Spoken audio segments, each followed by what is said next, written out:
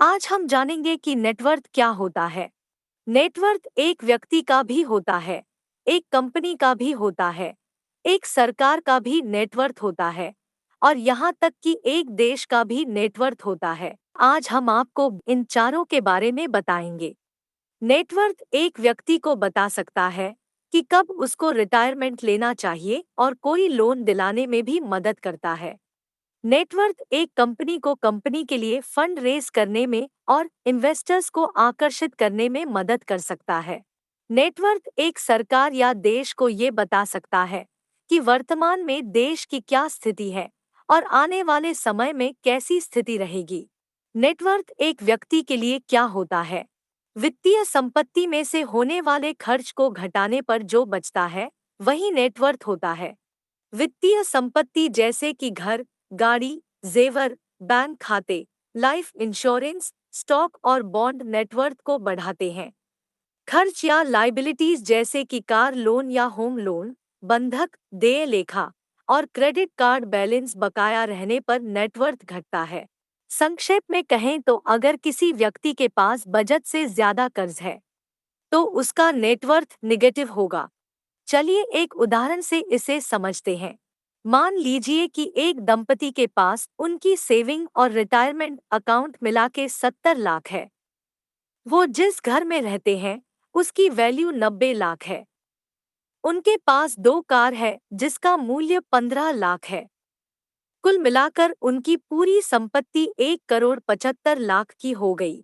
अब मान लीजिए कि 30 लाख उनपे बंधक का बकाया है। उन्होंने 10 लाख का कार लोन भी ले रखा है। जो क्रेडिट कार्ड उनके पास है उस पे भी 5 लाख का कर्ज है, तो इनकी देनदारी यानी कि लाइबिलिटी 45 लाख की हो गई। इसको अब इनकी संपत्ति में से घटाते हैं तो 1 करोड़ 75 लाख में 45 लाख घटाने पर 1 करोड़ 30 लाख इनका नेटवर्थ निकल आएगा। तो दोस्तों ऐसे ही आप अपना भी नेटवर्थ कैलकुलेट कर सकते हैं। चलिए अब आगे जानते हैं कि एक कंपनी का नेटवर्थ क्या होता है। नेटवर्थ एक कंपनी के लिए क्या होता है? बिजनेस में नेटवर्थ को इक्विटी या बुक वैल्यू भी कहा जाता है। सामान्य तौर पर कंपनी के लिए भी एक व्यक्ति की तरह ही संपत्ति और देनदारी से नेटवर्थ तय होता है, जो कंपनी द्वारा जारी किए गए फाइनेंशियल स्टेटमेंट के वैल्यू से पता चलता है। किसी कंपनी की प्रोडक्ट्स बनाने वाली मशीन, कंपनी के नाम से रजिस्टर्ड जमीन और उस कंपनी के दूसरे कंपनी को दिया हुआ कर्ज या बकाया उस कंपनी की संपत्ति मानी जाती है। ध्यान रखें कि बहुत हद तक चीजों के सही मार्केट वैल्यू बैलेंस शीट पर नहीं दिखाए जाते हैं। बैलेंस शीट ऐतिहासिक लागत को हाईलाइट करते हैं। इसी तरह कंपनी की कंपनी चलाने के लिए लगाई गई लागत, सरकार को दिया गया टैक्स, रिसर्च और डेवलपमेंट में खर्च किए गए पैसे, कंपनी की देनदारी या लाइबिलिटीज में शुमार किया जाता है। किसी कंपनी की बैलेंस शीट में शेयर धारकों की इक्विटी से ज्यादा कंपनी को घाटा हुआ है तो उस कंपनी का नेटवर्थ निगेटिव होगा। किसी कंपनी को ऋण देने वाले उस कंपनी को पैसे देने से पहले उस कंपनी का नेटवर्थ जांचते हैं और अगर नेटवर्थ पॉजिटिव आता है तो उन्हें विश्वास हो जाता है कि कंपनी ऋण लिया गया पैसा वापस लौटा पाएगी। अगर कोई कंपनी लगातार मुनाफा कमा रही है और उसका कमाया हुआ पैसा पूरी तरह से डिविडेंड के रूप में शेयर होल्डर्स को नहीं दिया जा रहा है तो वो कंपनी बढ़ती हुई बुक वैल्यू रजिस्टर करा सकती है। एक पब्लिक कंपनी के ऐसा करने से उस कंपनी की स्टॉक्स के मूल्य बढ़ते हैं। बिजनेस ओनर्स को अपना नेटवर्थ बढ़ाने के लिए उनके इक्विटी पर ट्रेड करना जरूरी होता है। आजकल के जमाने में कंपनी कितनी भी बड़ी हो जाए, हमेशा उसके ऊपर सरकार होती है जो उसे रेगुलेट करती है। तो अब जानते हैं सरकार का नेटवर्थ कैसे जाने। एक सरकार के लिए नेटवर्थ क्या होता है? बैलेंस शीट जो एसेट्स और लाइबिलिटीज को दिखाती है। ये बैलेंस शीट किसी सरकार के लिए भी बनाई जा सकती है। किसी सरकार के कर्ज की तुलना में उस सरकार की वित्तीय शक्ति मापने के लिए नेटवर्थ एक वैकल्पिक उपाय है। अधिकांश सरकारें गवर्नमेंट ऑपरेशन कॉस्ट की पारदर्शिता कायम रखने के लिए संचय आधारित लेखा प्रणाली का उपयोग करती है। भविष्य की फिस्कल इवेंट को बेहतर तरीके से करने के लिए कई सरकारें कैश अकाउंटिंग का भी इस्तेमाल करती हैं। सरकार की सभी खर्चों को पारदर्शी बनाने के लिए संचय आधारित लेखा प्रणाली ही अधिक प्रभावी होता है। बड़ी बड़ी सरकारी संगठन नेटवर्थ को मापने के लिए कंसिस्टेंट और इफेक्टिव अकाउंटिंग पर ज्यादा भरोसा करती है। सरकार की नेटवर्थ मापने के लिए आप उस सरकार की किए गए खर्चों और जमा किए गए टैक्स के पैसों पर ध्यान देंगे तो आप एक सरकार की नेटवर्थ निकाल सकते हैं।